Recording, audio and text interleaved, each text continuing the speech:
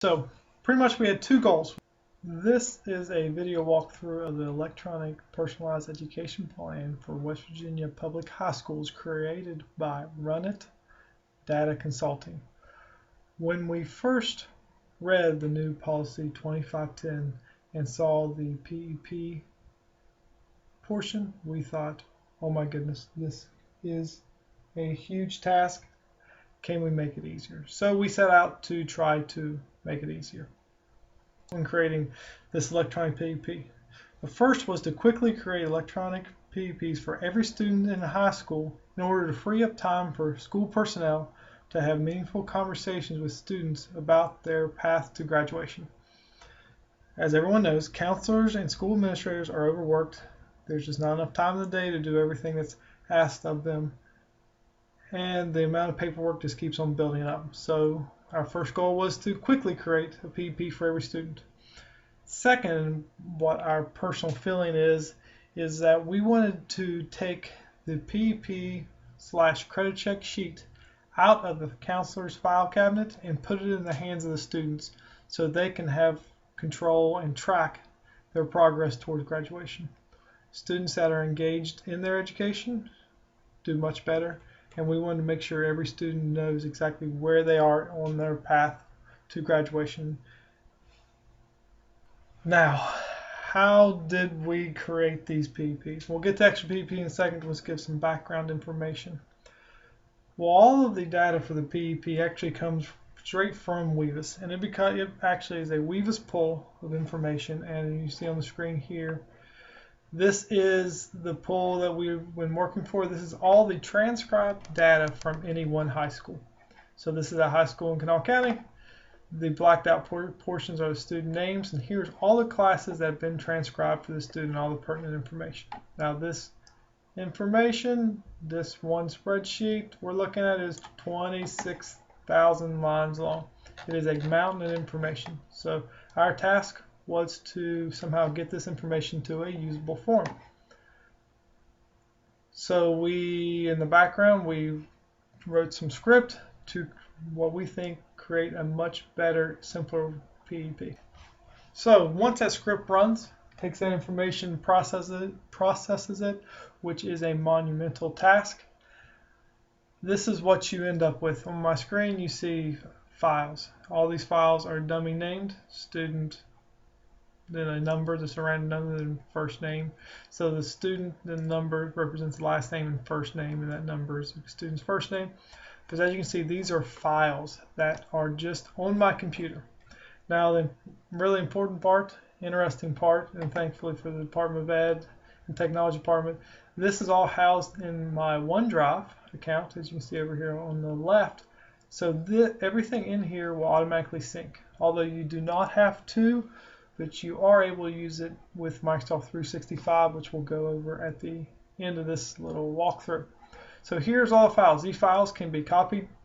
They can be simply put. First way we did it was put on a thumb drive and distributed to each of the counselors so the counselors can look over them for the students. So here we have all the files. Now when we click into a file, here's what a personalized education plan looks like. This is the student personalized education plan. This is the student last name, student A, first names, first day. All the pertinent information has been blacked out. Here is a plan. Now let me go through a walkthrough of what all this means. We thought, how can a layman or someone who does not know all the intricacies of graduation, all the credits required, have a conversation with a student about the path to graduation. So the first thing we thought about was color coding. So for this student, green means they have satisfied their graduation credit. Well, I should say with English, social studies, science. Math is a whole different ball of wax, so we handle that a different way. But just for basics, anything that's green means that student has satisfied that graduation credit. So this student has English 9, English 11, Contemporary Studies, U.S. History, World History, has all of these credits necessary for graduation. Also down here, have their full credit health, PE, fine arts, and their technology credit, because this was a Kanawha County school, and total credits. As you can see, anything that is not green or is white, the student has not fulfilled. Anything that's yellow means the student is halfway there.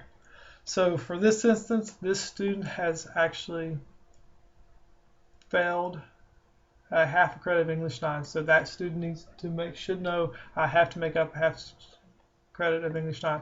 Also, they only have a half credit of lab science. So that is the fundamentals. So obviously this was the beginning of the year, so this student has not taken English 12 or civics yet. So that's why these remain white. Over to math, because math, with the transition to math 1 and 2 Common Core, things are a little crazy. So we decided actually to list out things, all the math classes. Anything green means student passed. Anything polka dotted red, student did not pass. There also, if you can see slightly, there are lines here with the yellow and there are polka dots with the red. That is because we found out that a lot of our counselors do not have color printers, and everything here is printable. So at least if you don't have a color printer, you can look at the pattern and tell where the student's at. So total credits, this student is more than halfway to graduation with the 4 math credits required, but not quite there, so that's why it is 3.5. This is an editable document in that there are certain places that can be edited, of course. So first big thing is career cluster and concentration. So all concentrations are pre-made.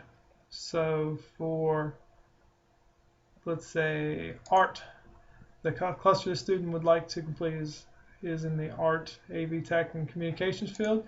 And when that is selected, the concentration automatically populates with all of the Kanawha County Schools concentrations. And look, this student, once again, color coding, has already received a full credit of Art 1, so that turns green. When all 4 of these turn green, that student has fulfilled.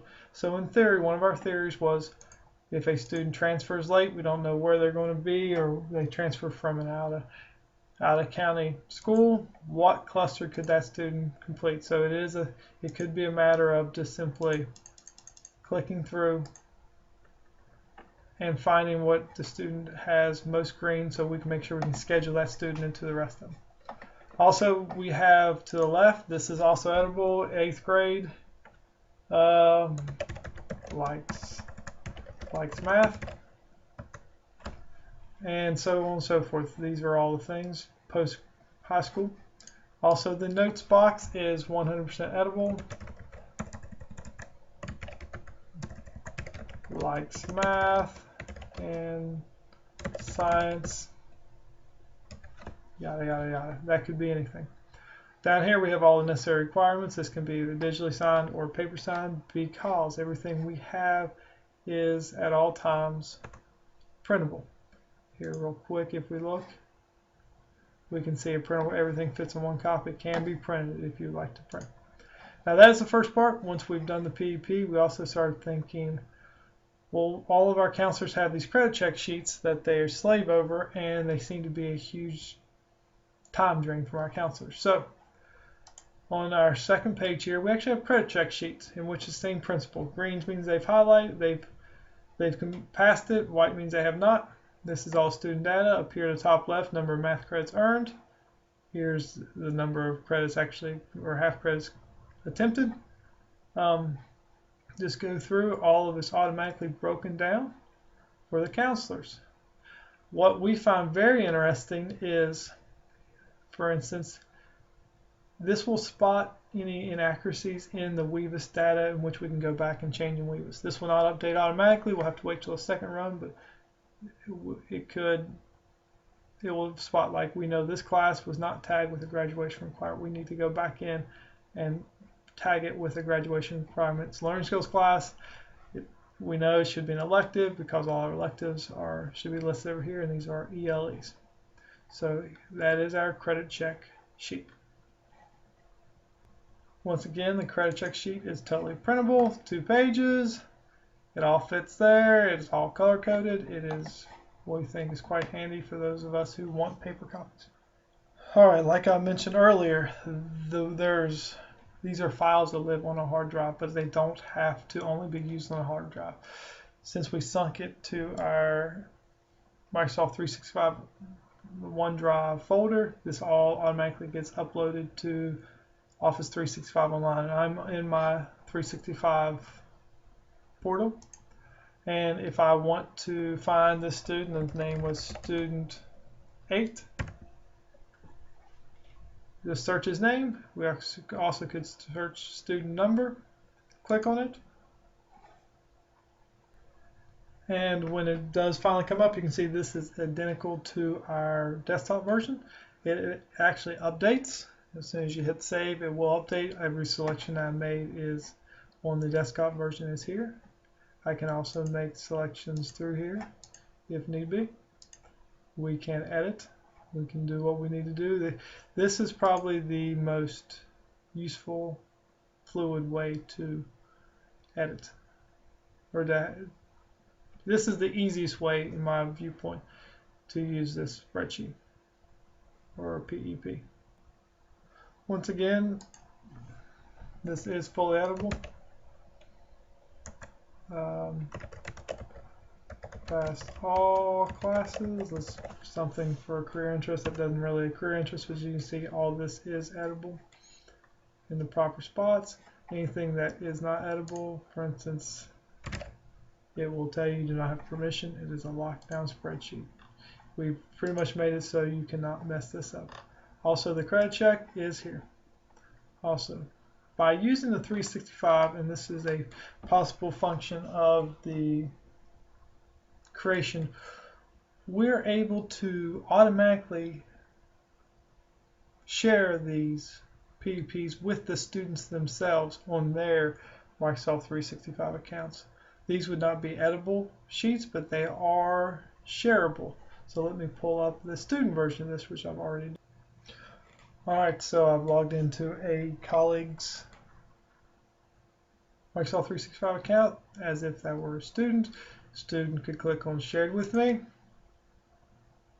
When it pulls up, there is the PEP.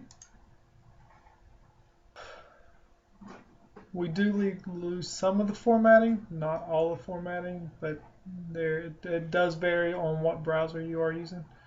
So, but as you can see, all the basic information is here. The career interest, all the notes, everything are saved. It is not quite real time, but it is close. Credit checks the same way. Green passed, white did not pass. Same information, but this really puts, we believe, the information to students' hands that they need to know in regards to graduating from high school and earning a high school diploma. We think it is a very powerful tool, especially if you're a one-to-one school in which you have iPads, which this is also fully viewable with the iPad. And here we are on an iPad, my iPad simulator. As you can see, I've pulled up the student PEP. Is the same student. It is, once again, it is for teachers, administrators, counselors, whoever you deem necessary, an editable document. For students, it is not. Everything is here that we had on the desktop version, on the web portal version. The credit check sheet is there. It is just a useful tool, and this is actually the way I use it more than anything else. If I'm talking to students in the hallway, I have my iPad handy. I can say, "Hey Tyler, where are you? How's graduation going?" Or I can actually have this in my hand and know that that student is missing that English 10 credit and have hopefully a meaningful conversation about, "Now Tyler, remember, we've got to pass this and we're going to walk and I'm going to shake your hand at graduation." It's a great tool. It's useful. The iPad makes it handy. It's also handy that if you are a one-to-one school, again, that your students do have control of this. They can look at it. They can say, "All right, here's my path." And I think probably the most powerful thing if you're a one-to-one school is you could actually distribute this to your teachers and have the students come up and the teacher and the student to show this. We tried to make the PEP as simple as we could for anyone to understand. If this interests you, maybe you might want to think about producing these or having these produced for all your students at a school and saving a bunch of time. Feel free to email me. My email address is mu1640@gmail.com. Thank you for watching the tutorial walkthrough, and have a great day.